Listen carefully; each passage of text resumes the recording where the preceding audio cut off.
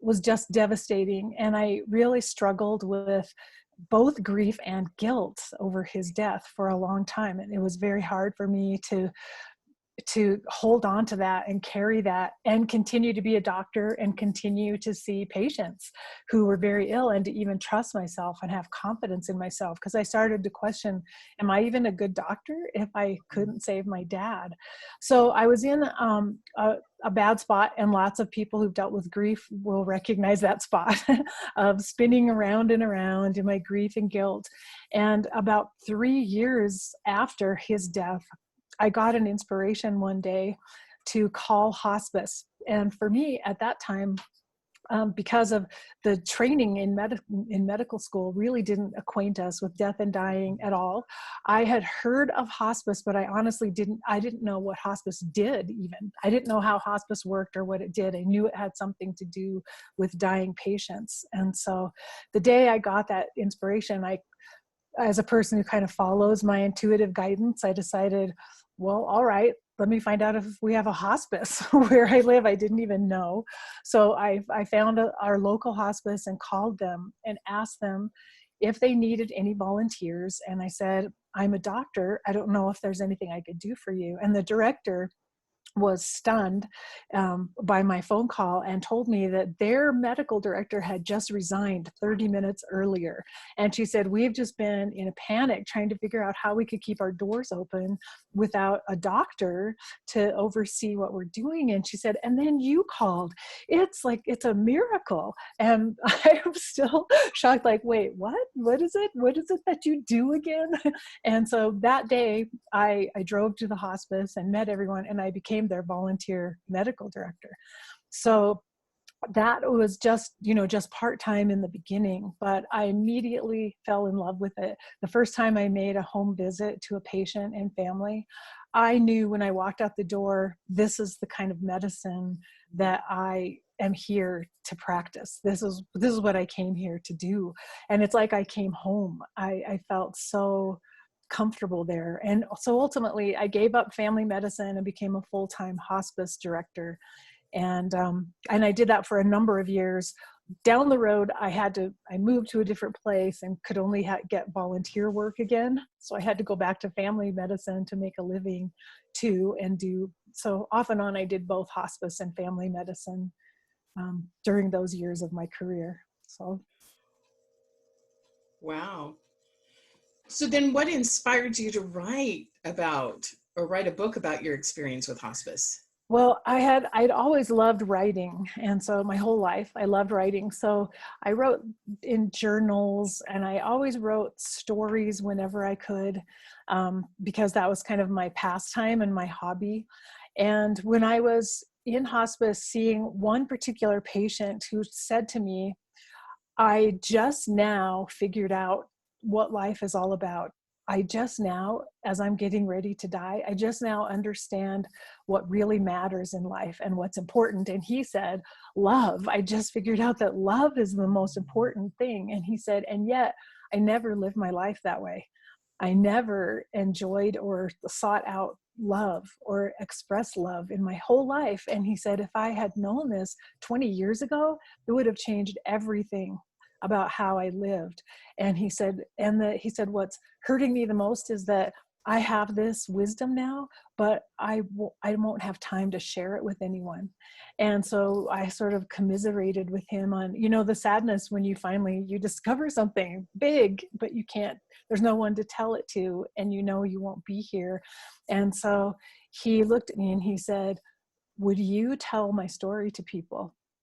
And in that moment, I knew I need to write this. I need to write this story, and then the stories of so many other patients and the experiences and transformations they were having at the end of life. And so I really made a commitment to him that day. I will tell your story and I will write your story. So I knew then one day I'll write a book. And that started kind of forming in my mind. It took a long time for me to actually write it, a lot of years. And so it was a long time for it to all come together, for me to really meet enough patients and go through enough experiences with all of them and start gathering what is this wisdom that I see patients are, not every patient, but a lot of patients are finding their way to wisdom as they approach dying. So over years' time, I knew I would one day write a book. So I started gathering the stories and thinking about these spiritual lessons and really working on myself and my own life too during that time as I put it all together. So when I actually wrote the book, it was a culmination of a lot of years of work that came together. Well, that's what I found so important. I like for the living from the dying. Yeah. Yes, because that's the impact that working in hospice had for me. And I'm sure it's true for lots of people in hospice. Like, we all discover these secrets, first of all, just about dying itself, that dying is not as fearful and scary as we might have believed, and that it is a part of life, a normal part of life, and we have to at some point understand how we can embrace it and how do we live our lives joyfully, even while we know in every moment that this won't last forever and that one day we will die. How we balance that awareness for ourselves. But then moreover, like my patient Ted told me, love is the thing that matters the most. And so for me to learn about love, and then forgiveness, and then another huge lesson that I learned after seeing so many patients struggling to forgive people or be forgiven at the very end of life, it told me also that this is so important that I need to do it now. It needs to change how I live right now that I have this knowledge of this kind of wisdom for life. I don't want to be the person on my deathbed who's just trying to sort it out. I can take advantage of this information now and change how I live day to day. And so that's really how it all came together. But when I very first started writing the book, a friend of mine who's a writing teacher said to me, you're going to have to live all of the lessons in this book before you can write about them. And I remember thinking, no, I won't. That's not right. I don't have to live all of this. But she was exactly right. Exactly right. I couldn't write some of the stories. There were things I just couldn't do. When I tried, I had to wait. And later, a few years later, sometimes it all came to me and I understood more deeply what that lesson was about, and I was able to write it then. So she was right. I had to actually live it before I could write about it. So it didn't just come from my head, from thinking about things. It actually came from living day to day and understanding how to incorporate some of this wisdom into my life. So have you found that because of these experiences that, well, let me back up a little. I find most people don't want to talk about death and dying. There's like a, ooh, and even if I say I'm a volunteer for hospice, it's kind of like a conversation ender. So with having lived the lessons through your book and meeting lots of people, do you feel that it gives you a better, let's say, entree into talking about this?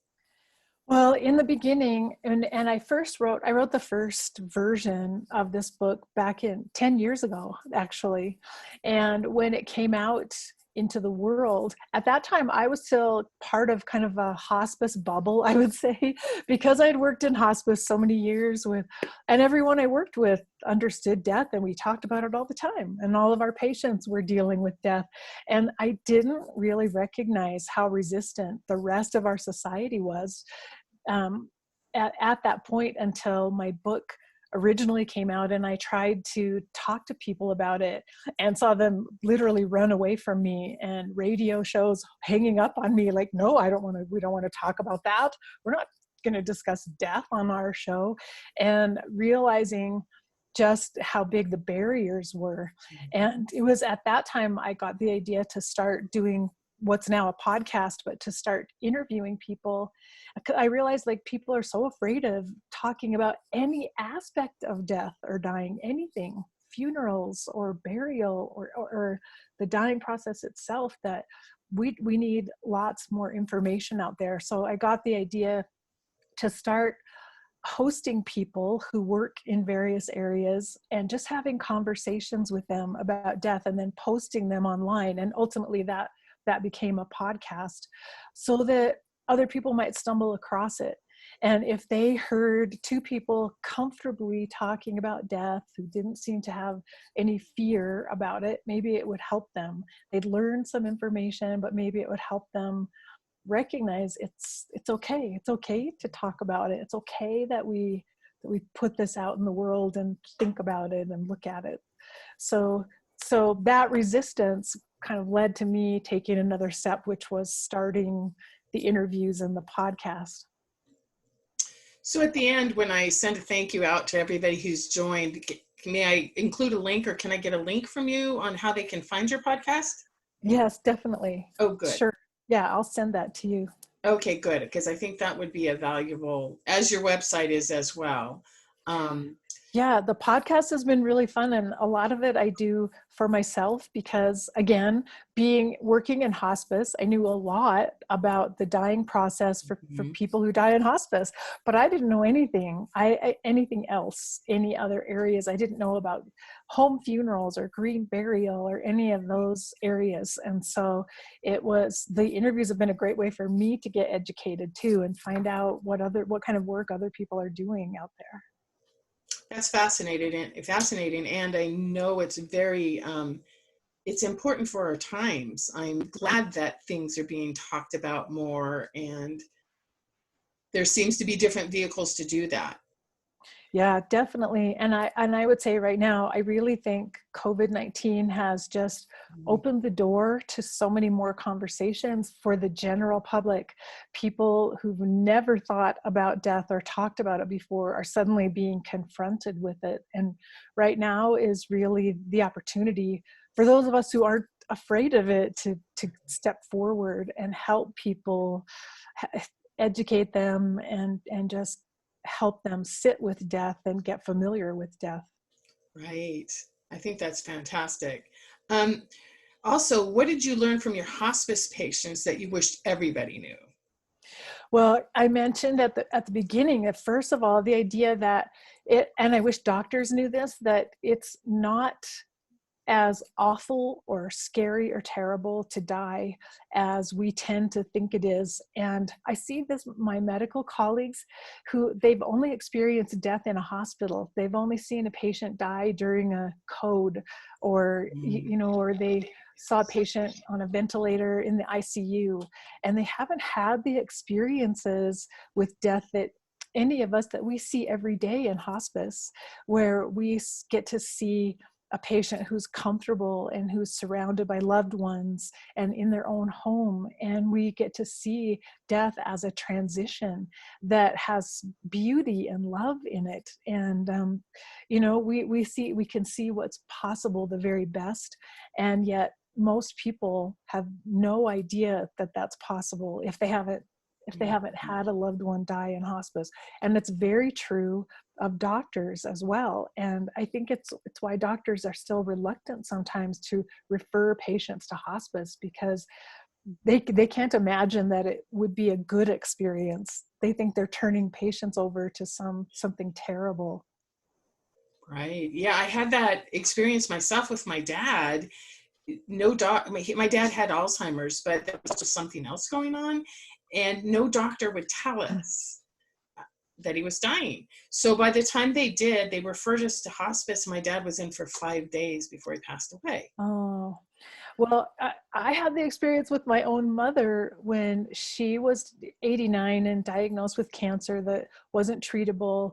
And I talked to her right away about hospice, even though that's been my career for all these years. And I've written books that she's read, and we've had numerous conversations. She said, "Oh, I don't want to be in hospice. that's where people go to die. And I said, oh, how could you not?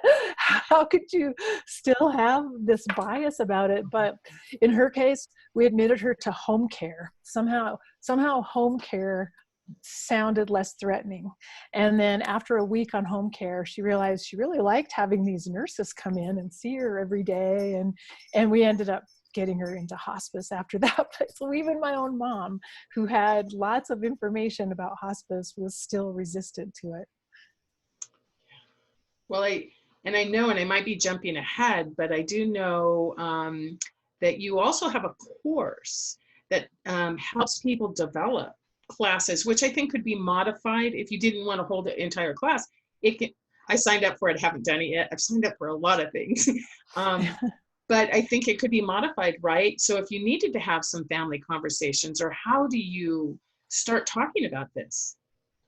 Well, yeah, I have two courses. One I made was just on completing advanced directives for people who wanted some guidance, kind of walking them through a process of how to fill out their advanced directives. And then I made a course for people who do want to teach others Mm-hmm.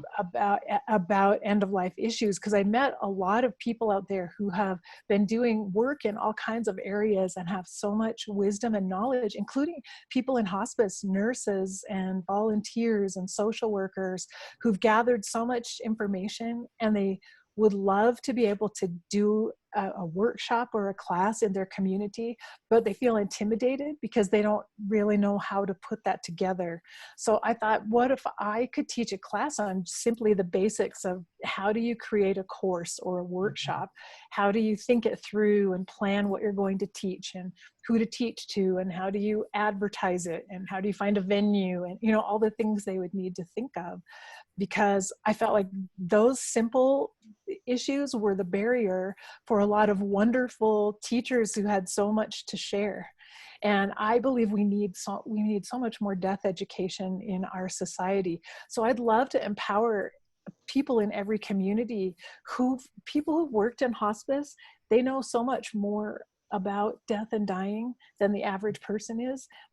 They have so much they could share and can share with others. And so I want to empower everyone, teach what you've learned or teach what you know. And maybe you need to back it up by getting some other information from other places. Mm-hmm. But I think if people just saw it, it's pretty easy to create a class or a workshop in the end once you just learn the basics of it. I'm hoping more people will feel excited about the idea of teaching even their neighbors, even inviting their neighbors over for dinner and a conversation. And it really starts with having enough confidence to do that. And so that's why I thought, if people have taken a course in how to teach a course, that'll help their confidence. And once they, if you have enough confidence, you can invite people to talk with you.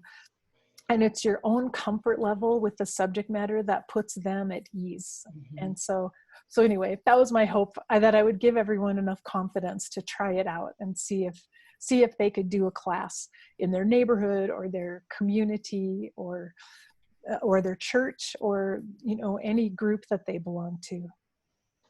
I think that's so important right now and needed. And like you said, removing those barriers, because even among volunteers in hospice, when we have our volunteer meeting and people are sharing stories, there's so many valuable stories about being impacted by it, that being able to translate that and bring it out into the world where it could give some comfort or open some conversations.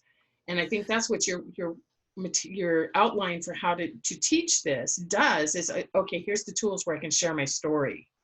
Yes, exactly. And that's part of what I kind of recommend, building that into every class session. Needs to have stories, and you start with a story and you add stories each time you want to make a new point. And so it helps you start to gather all the stories that you've witnessed and all the experiences you've had.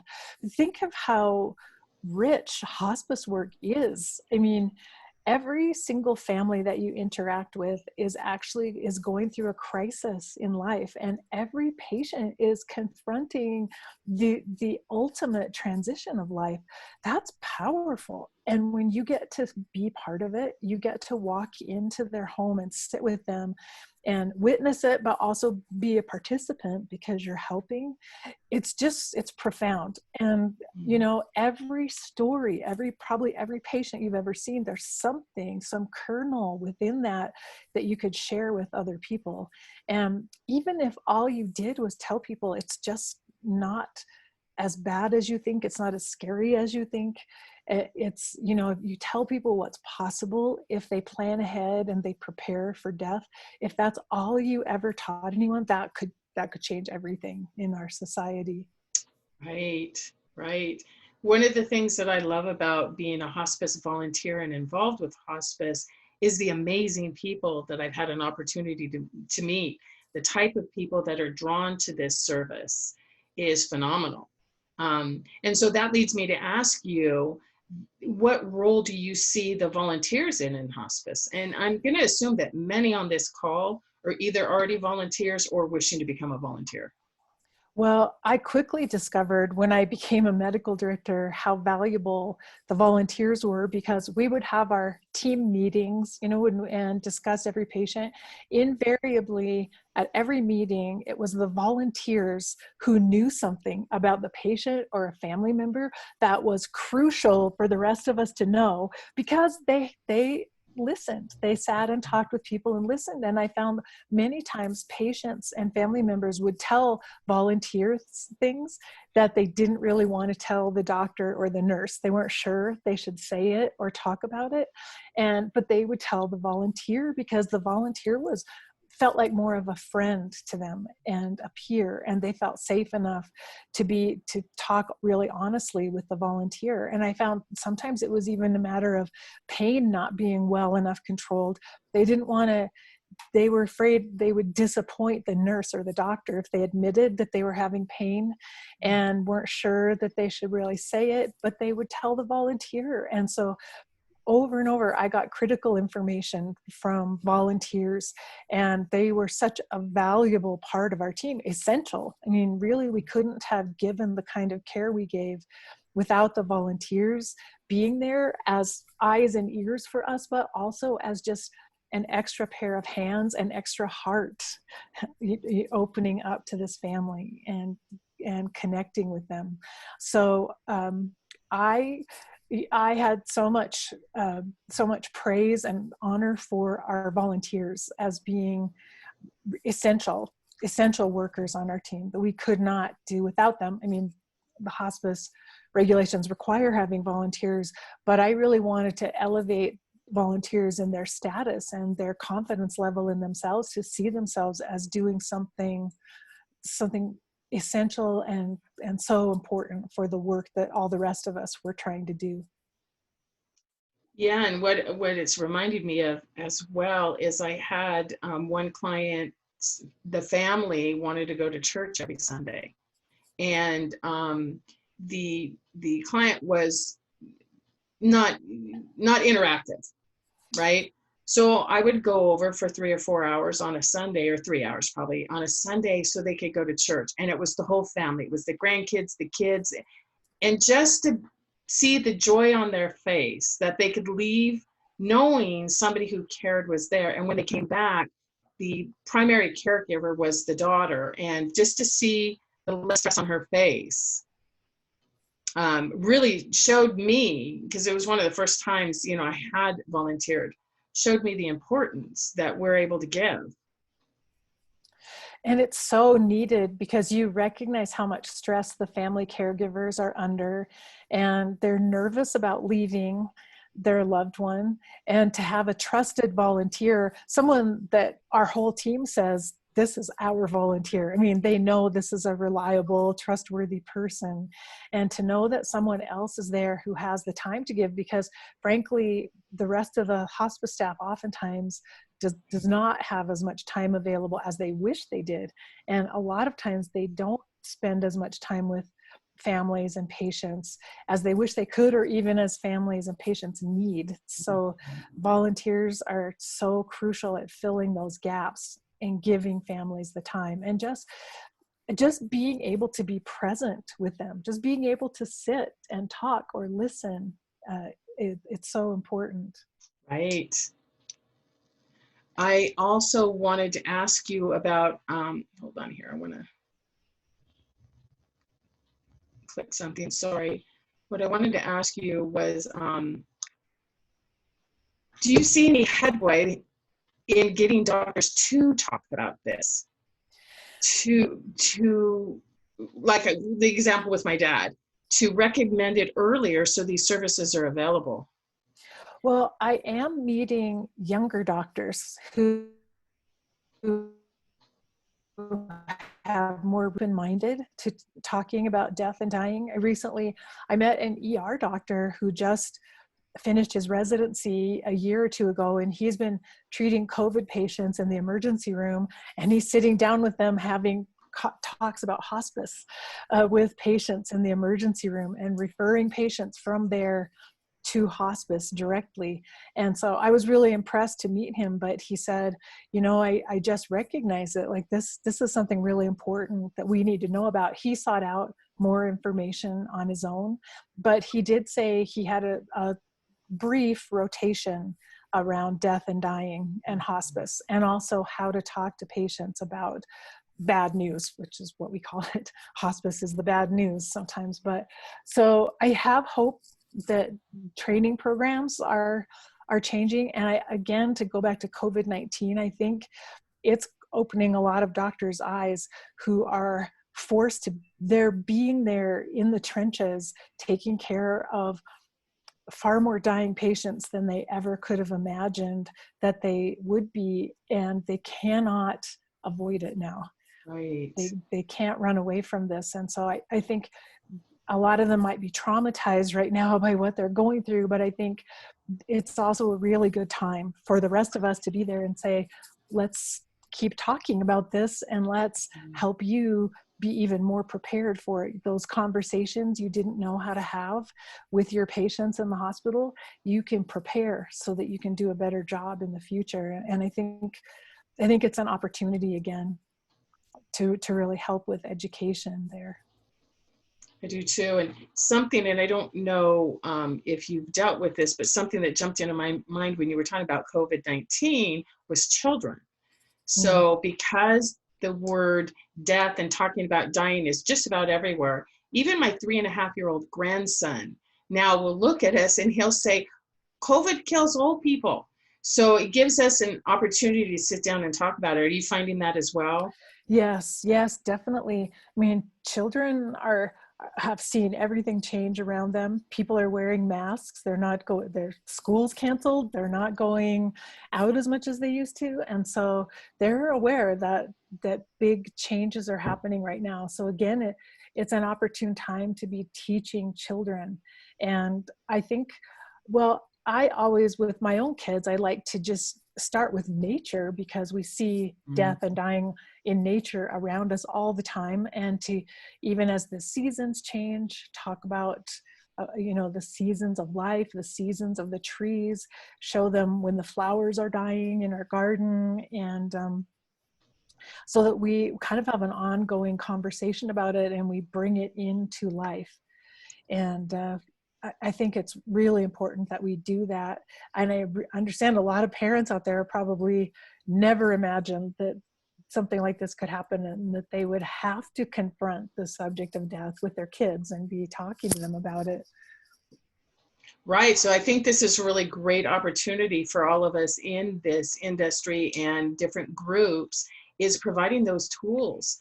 I know with my daughter-in-law, just talking to our grandchildren, now she'll call me. She goes, now, what should I do?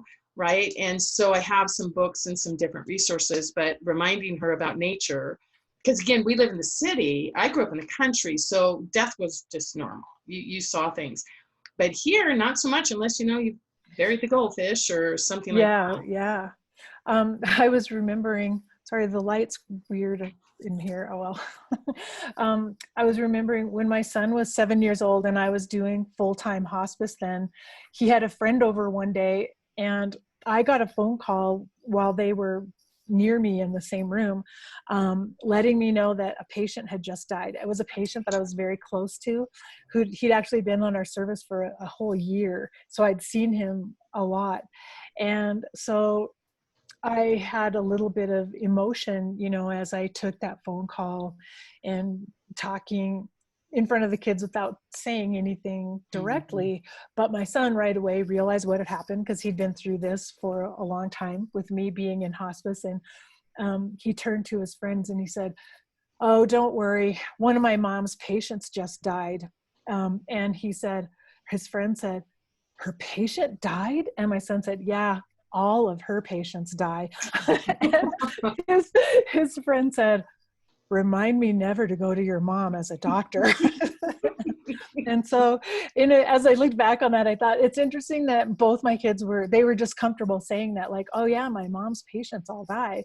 And they understood, like, because I take care of patients who are at the end of life, they understood that. But it's interesting how comfortable he was trying to explain that to his friend. It is.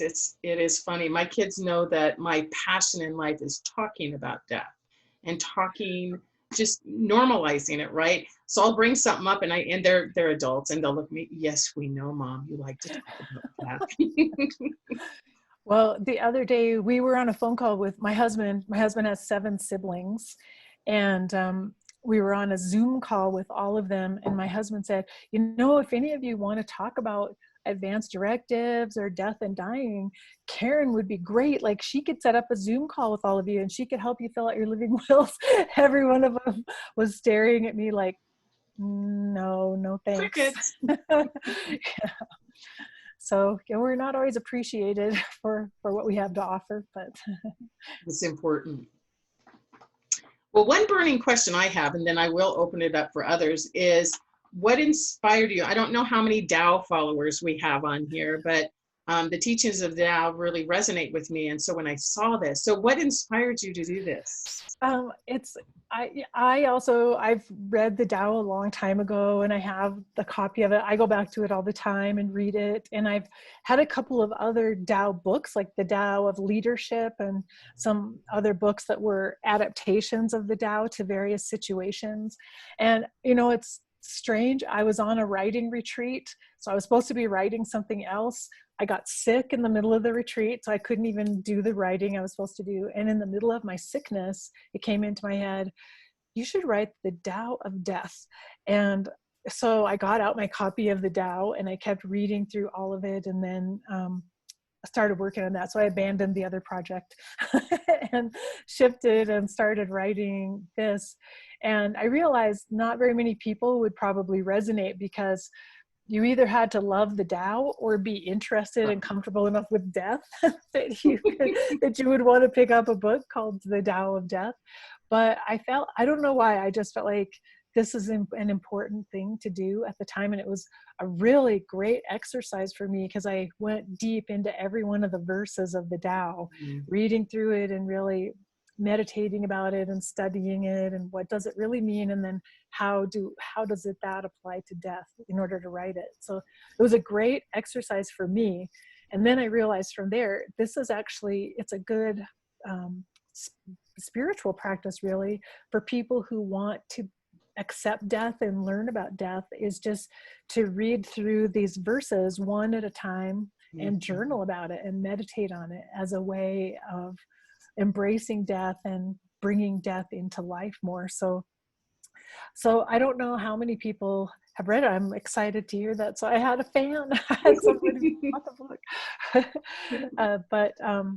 But I definitely, I love the Tao, and studying that made a big difference for me in my life. And so I hope there will be more people who will be willing to look at it or interested in it. And you have a companion piece that goes with it as well, correct? Yes, I made a journal, like a journaling companion with journal prompts for each one of the verses, with the idea that, as I was mentioning, someone could just read one verse, and there are, is it 89 verses, I think, in Mhm. the book, one verse a day, and then journal about it. And the journal prompts are just to help people give people ideas of what they could write about in their journal in order to study that lesson more and go more deeply into the lesson that's in that verse. So if they did one verse a day, that would take almost 3 months. And 3 months, they say, if you do anything every day for 3 months, it will become ingrained in you as a habit. So I figured by the end of that time, it will become natural for people to start thinking and talking about death. So Well, and that kind of circles back, for, living from the dying. So these different resources we have, one of the things that I do is I do a modified little mini death meditation. mm, And I think every day what my day would be like. I'll be married 40 years next year. If my husband died, and I mm, picture my life without him, so that then today, when he drives me insane, I yes. remember the loss I might have if he wasn't there. So I live more fully by that lesson of dying. Exactly. When you carry it with you at all times, I mean, no matter what situation you're in, if you think, I mean, uh, this whatever I'm going through is frustrating for me right now, or I don't like it. I wish it were different, but I'm alive. I'm still here, and one day I won't be here. And so, how big and important is this negative situation I have? Not that big. I get to Mhm. be here, and I'm still alive. It puts everything in perspective when you can carry death with you and not be afraid to think about it and afraid to even contemplate it. Yeah, thank you. Before I open it up for questions, I need to be really transparent and say I was so nervous at the beginning. I don't even know if I introduced myself. So hi, I'm Brenda Kress. I'm the executive director for the Sacramento Hospice Consortium. And I'm glad you all joined us. Now, I'd like to open it up for any questions you might have for Dr. Wyatt that she could answer. And if you know how your chat, and I know Sandy does, Sandy Wilson, I will read hers. Oh, she did it to everybody. Wonderful first meeting. Many thanks to both of you for your work to normalize death. Normalize it. That's the Yes. important thing.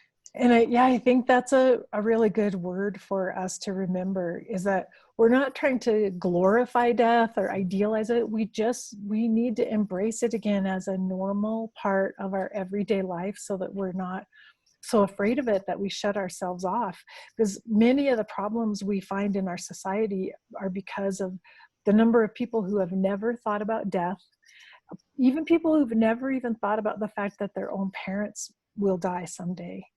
And I remember meeting a woman who was 70 years old, and she told me her 95-year-old mother had just died, and she said, I never expected my mother to die.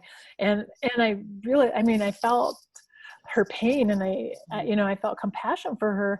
But is that normal in our society, that we go through our whole adult life and not even think about the fact that our parents will die one day? Like you have the thought of, someday my husband might die. Mhm. That would change everything. And it just seems that it should be easier for us than that. We should be thinking about it more often. It should be more normal for us to have contemplated it. I think that's the benefit. And people, I can talk all day. So if you have questions, feel free to type them in the chat, and I'll read them for Dr. Wyatt and she can answer them for you. Great. Jack says, could you share experience you've had with clients to sort of communicate with another world? So I'm thinking, you know what he's speaking of? Okay. Yes, yeah. Yes, I've definitely had a lot of experiences like that with patients, and seeing them on their deathbed, either sometimes telling us that they see loved ones in the room, and their perception of that is that their loved ones have come to be with them, and that they're going to escort them um, into the afterlife. And I haven't seen anyone who felt afraid by having that experience. What I saw is that most of them were so comforted by seeing these visions of other people, and some who heard other people speaking to them. And we had one patient with Alzheimer's who had been nonverbal for over a year. He had not spoken at all. And about a week before he died, his wife woke up in the night and heard him speaking to his brother, who had died a number of years before. And here was this nonverbal man who was actually having conversation with his brother. Something's going on there. There's something about that, that we can't necessarily explain it scientifically or medically. Right. But I'm totally open to all of those experiences, and encouraging families to listen to their loved ones when they tell you what they're seeing and hearing. And when my dad was in the final stages, and I had mentioned he had Alzheimer's, and he was verbal, but it was, you never knew what it was, right? And so he was kind of in that point where he wasn't talking, and we knew it wouldn't be long. And all of a sudden, his face lit up, and he reached out. And I had read enough books. I asked him, I said, "Dad, do you see someone?" And he said, he nods his head. Now, he had not even looked at any of us at that point. And then I said, "Is it your dad?" I said, "Is it your mom?" And he did, and his eyes lit up, and he got tears in his eyes. And it oh, was like, okay, and I had goosebumps, and I knew it was real. And then since then, and this is the experience death has for me, I miss my dad, but I don't have any angst about his death, because I saw firsthand his mom was yeah, waiting for him. yeah. In my family, when my mom died, her older brother died the next day, the day after she Wow. died. And the two of them always had this joke for years, that my mom was a very devout religious person and her brother was kind of the opposite. Been in lots of trouble and caused lots of trouble all his life. And he always said to her, "The only way I'm going to get in heaven is if you open the door for me." So he was saying, I need you to put in a good word and get me in. And so my mom died on a Friday, and my cousin was with her dad. He was in the hospital, and my mom died about 1 p.m. And my cousin, I texted her after my mom died, and she said, "Oh my gosh, just now before you texted me, Dad looked up in the corner of the room and said, Margaret's there." And none of them knew my mom had died at that point. And so we all actually laughed about that. Like, she's doing it. She's gonna get him in. She came for him, and she's gonna help him get there. So Oh, that's great. great. Let's see, we have a couple more questions. This is from Liz, could you share a little about advanced care planning and patients that you have had the conversations with? How important is it for the patient and the family? I think it's really important, especially to help people prepare themselves. Sometimes it's less important kind of what they put into their advanced care plan at the time when they're filling it out, and more important that they've been able to envision a time when they will be dying and be at the end of life. It's more important that they've been able to wrap their heads around that, and as a family too, to come to terms with it, and then to start thinking through how would they want it to be. And in terms of what I did with my own mom, that was really helpful for our conversation. I asked my mom what it was like for her when her parents died.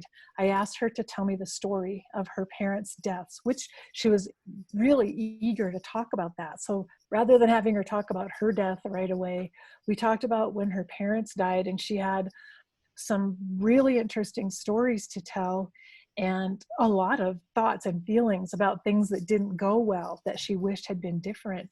And so from there, I was able to segue into, so how would you like it to be different for you when it's your time? What would you like to be different than the way grandma's death happened?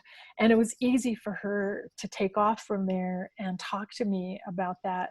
And that led us into putting together her living will. She did 5 wishes, but from there, when she had talked about how it should have been for my grandma, how she wanted it to be for her, we were able to move into actually then filling out the paperwork. And that was like the next step of, so what should we say in these documents that will help make sure, for one thing, she didn't want CPR. Let's make Mm-hmm. sure that we put that in your document then, so that's what you'll have. And the importance is because if people don't have an advance directive and they end up in the emergency room, they will get default Western medical care, which is to do everything, to do everything to try to save their lives. And many people don't want that. Right. They don't want to be in that situation. My grandma didn't. And so, Hmm. but if they don't have documentation, they won't be able to get the care, or more care or less care, whatever it is that they desire, they won't receive. Yeah, that's really important. Um, Sandy just says, more stories like the ones where clients see something offer a lot of hope to many people. Will you write a collection of these? Mm, that's a good idea, actually. That would be a good project for me, to do that. Well, and you Thank know what I was thinking too, because I like to write, and I was thinking, what would be nice too is an anthology from volunteers. Yes, that's a great idea. So Yeah, many other hospice staff members have been writing books, chaplains, nurses, social workers, but volunteers. That's a great idea. right. Because ground forces kind of stories, right? Yeah. Um, Cheryl says, I recently lost a young family member who told his mom as he was transitioning that a man in a boat was coming to get him. His mom did not discount what he said, but just smiled and said, sounds like a good fishing trip is coming. Oh, that's That's very sweet. beautiful. Yeah. Oh, Mary E. has a good one. What can you share about hospice for children? As a retired pediatric oncology nurse, I did not see this practice utilized. It's hospice for children is different and difficult, when compared with hospice, for older individuals and for adults.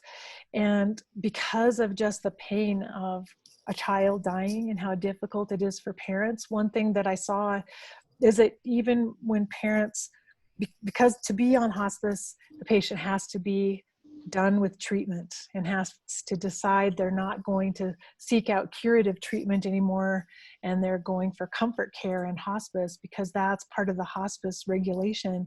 It makes it very hard for parents to make that choice, because in their own minds they need to keep seeking every possible treatment they can.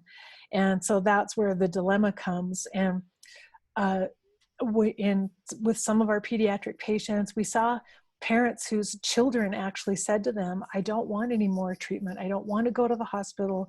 I don't want treatment.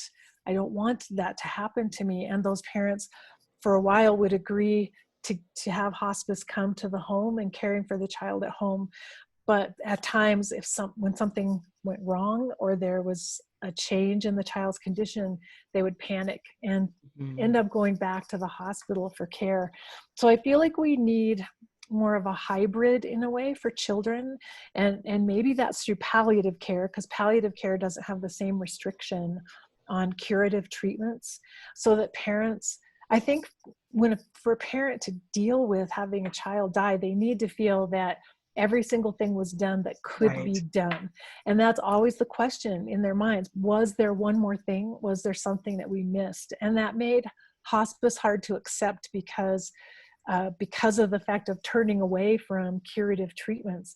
That felt like such a big step and a big gap Mm. for them, which I totally understood, how difficult that could be. So I think pediatric palliative care is a better hybrid.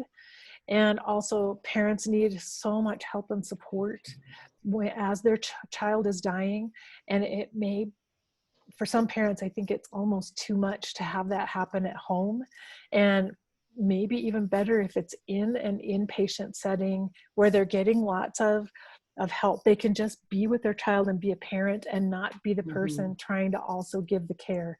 There are other caregivers there who are taking care of the physical needs of the child, and the parents can just be there and be with the child.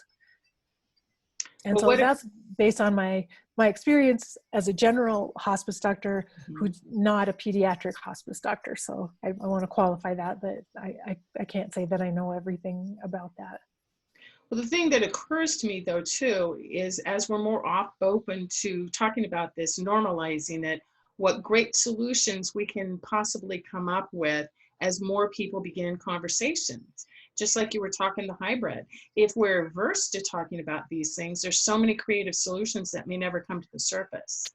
It's so true. And when we don't have patients admitted to hospice until the very last few days of life, we've missed like months of time during which we could have been more creative. We could have come up with other ideas and thought of other ways to support the family and patient. But if we only get them admitted when they're going to be dying in a few days, there isn't time for any of that to take place. So you're really right. We need more creativity, and we need the opportunity to use it. Yeah, I think so too. We're getting close to the end here. Does anybody else have a question? I think we've covered the ones that are there. If for some reason thank you, Rich. Rich says, thank you so much. Wonderfully presented. Looking forward to the next meeting. That's great. The Sacramento Hospice Consortium realizes that right now our ability to train in person is restricted, and some of the volunteering opportunities aren't the same. So we're trying to, these different series, and Karen and I were talking about this before the call, our opportunity to sit here and have a conversation with Karen has been wonderful, because not before COVID-19, we would probably have to bring her to Sacramento and have that time, which is great. But this is intimate, and we can ask questions. So if you have a question that you didn't get up for whatever reason, send it to me, and I'll forward it on to Dr. Wyatt, and I'm sure she'll give us a little input on it, which I appreciate. Sure. Happy to. And be sure, when I send out a thank you to everybody, I'm going to have all of Karen's links, so you can go to her website. And one thing I've found with her is what I love about you is all the resources you're so open with sharing. Again, the barriers aren't there. So hopefully people will utilize that. Yeah, it's the other side of that is that it's overwhelming when you go to my website, because there's so much information on it sometimes that you can get lost in it, but hang in there. More is better, I think, sometimes. Yeah. Right? Exactly. Hang in there. Well, you know what I'll do now for the book I ordered extra. What I did is, I didn't think this how to drawing with this many people online. I thought, oh, that'll be a great idea. No, I couldn't get around how to do it. So what I did is I looked to see who the very first person was who registered, and it was Cheryl Bailey. So Cheryl is on the call. I will reach out to her and send it. Some people have had to get off and I don't see her. But it will be Cheryl Bailey if she was on the call. If she wasn't, I'm going to go to the next person that was on. So you may hear from me, and I'll announce it. And then I'll get your mailing address and send it to you. Next Thursday, we will have Myra Bennett. She wrote a book, Dying Made Easier. And I believe Dr. Wyatt even put a testimony on the back of this book. Yeah. Myra's a really good friend of mine, and she lives here in Sacramento. She's a local death doula. So that will be really fun chatting with Myra next week. So thank you. I mean, I feel like a groupie. I'm like, ooh, I got to meet her. You know, this has just been great. Oh, you're so welcome. Thank you. I'm honored that you invited me, and it's a pleasure to chat with you anytime. So thank you. And just to let you know who's on the call, the consortium is planning an end of the year conference. It was going to be in person. Now we're looking at different ways to do it online so it's more accessible, and Dr. Wyatt will be one of our speakers. So stay tuned for more. Yes, definitely. So that being said, thank you everybody who was on the call today, and thank you, Dr. Wyatt. You're so welcome. Thank you, Brenda. All righty. I'm going to end it all for us now, and see you next week.